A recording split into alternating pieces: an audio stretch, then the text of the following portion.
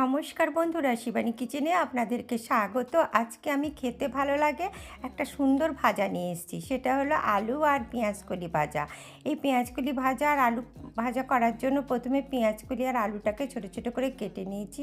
এবার কড়াইতে তেল গরম হয়ে গেলে একটু হলুদ দিয়ে দিলাম, দিয়ে পেঁয়াজকলি আর আলুটা দিয়ে দিলাম। দিয়ে এর মধ্যে আমি লবণ, গুঁড়ো জিরে, গুঁড়ো ধনে, তারপরে হলুদ দিয়ে এটাকে ভালো করে আমি ভেজে নেব। দিয়ে এবারে এটাকে একটু ঢাকা দিয়ে দিলাম।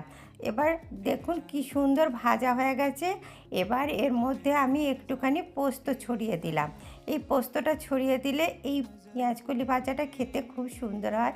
আপনারাও ঠিক এইভাবে পেঁয়াজকলি ভাজা করবেন, দেখবেন এই শীতে যে কোনো গরম গরম ভাতের সাথে প্রচণ্ড খেতে ভালো লাগে। আর আমার এই রেসিপিটা আপনাদের যদি ভালো লাগে তবে লাইক করবেন, কমেন্ট করবেন, শেয়ার করবেন। Thank you.